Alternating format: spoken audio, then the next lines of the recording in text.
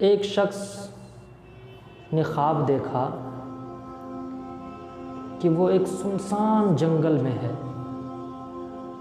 اور اچانک اس کے سامنے شیر آ جاتا ہے۔ وہ شخص پریشانی کے عالم میں بھاگنا شروع کر دیتا ہے، شیر سے اپنی جان کو بچانے کے لیے بھاگنا شروع کر دیتا ہے۔ چنانچہ بھاگتے بھاگتے کچھ دور جاتا ہے تو کیا دیکھتا ہے کہ ایک گڈھا ہے۔ سوچتا ہے کہ چلو اس میں چھپ جائے۔ جو ہی وہ گڈھے میں جھانکتا ہے تو کیا دیکھتا ہے کہ اس میں کچھ اذیت ناک چیز ہے، جو تکلیف دینے والی چیز اس میں موجود ہے۔ چنانچہ وہ اس میں نہیں جاتا ہے، پھر بھاگنا شروع کر دیتا ہے۔ کچھ دور جاتا ہے تو ایک درخت نظر آتا ہے، اس پہ وہ چڑھ جاتا ہے۔ شیر سے اپنی جان کو بچانے کے لیے درخت پہ چڑھ جاتا ہے۔ درخت پہ چڑھنے کے بعد درخت کے ایک ٹہنی پہ جا کے وہ بیٹھ جاتا ہے۔ اس کے بعد شیر بھی اس کے پیچھے پیچھے آ کر اسی درخت کے نیچے آ کر بیٹھ جاتا ہے۔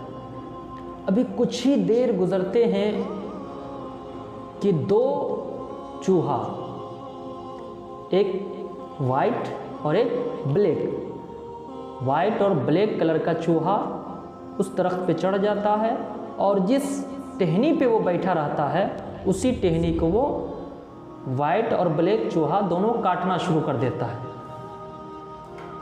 چنانچہ اب یہ گھبرا جاتا ہے، پریشان ہو گیا کہ ایک طرف جس ٹہنی پہ میں بیٹھا ہوں اس ٹہنی کو یہ دونوں چوہے برابر کاٹتے چلے جا رہے ہیں۔ اتنے میں اس کی نظر جو ہی وہ نگاہ کو اونچا کرتا ہے، اپنی نگاہ کو جو ہی اوپر اٹھاتا ہے تو کیا دیکھتا ہے کہ شہد ہے، شہد کے چھتا لگا ہوا ہے اور اس سے شہد ٹپک رہا ہے۔ چنانچہ اپنے ہاتھ کو وہ اس طرح آگے بڑھاتا ہے تو شہد کے کچھ بوند اس کے ہاتھ پہ آ کے گر جاتا ہے۔ اب وہ شہد کے اس بوند کو لے کر مزہ لیتا ہے، اس کو چکھتا ہے تو اسے اچھا لگتا ہے۔ چنانچہ اب وہ بار بار اس میں اپنے ہاتھ کو لگاتا ہے اور شہد کے اس مزے سے لطف اندوز اپنے آپ کو کرتا ہے۔ اسی میں وہ مگن ہو گیا، یہ بھول ہی گیا کہ دو چوہے اس کے ٹہنی کو برابر کاٹتے چلے جا رہے ہیں۔ اتنے میں کچھ وقت گزرتا ہے کہ وہ ٹہنی دونوں چوہے مل کر کاٹ دیتے ہیں اور یہ ایک دم سے نیچے آ کر گر جاتا ہے۔ جو ہی یہ گرتا ہے کہ وہ شیر جو اس درخت کے نیچے رہتا ہے فوراً اس پر حملہ آور ہوتا ہے۔ جو ہی اس پر حملہ آور ہوتا ہے اس کی آنکھ کھل جاتی ہے، گھبراہٹ میں اس کی آنکھ فوراً کھل جاتی ہے۔ اب جو ہی صبح ہوتی ہے فوراً یہ اپنے شیخ کے پاس پہنچتے ہیں، اپنے استاذ کے پاس پہنچتے ہیں اس خواب کی تعبیر پوچھنے کے لیے۔ اپنے استاذ سے اس پورے خواب کو بیان کرتے ہیں وہ۔ تو استاذ صاحب کہتے ہیں کہ یہ خواب در حقیقت تمہارے لیے ایک عبرت ہے کہ تم اس خواب سے عبرت حاصل کرو۔ جس جنگل کو تو نے دیکھا وہ در حقیقت دنیا ہے، اور جس گڈھے کو تم نے دیکھا جس میں تم نے چھپنے کا ارادہ کیا وہ کوئی اور چیز نہیں بلکہ وہ تمہاری قبر ہے۔ اور جس پیڑ پہ چڑھ کر جس ٹہنی پر تم نے بیٹھا، جس ٹہنی پر جا کر تم بیٹھے وہ تمہاری زندگی ہے۔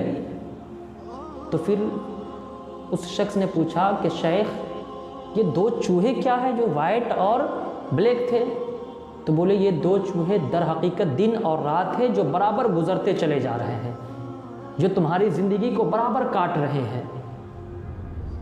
کبھی دن اپنا کام کرتا ہے، کبھی رات اپنا کام کرتی ہے، یہ دھیرے دھیرے تمہاری زندگی کو کم کرتے چلے جا رہے ہیں۔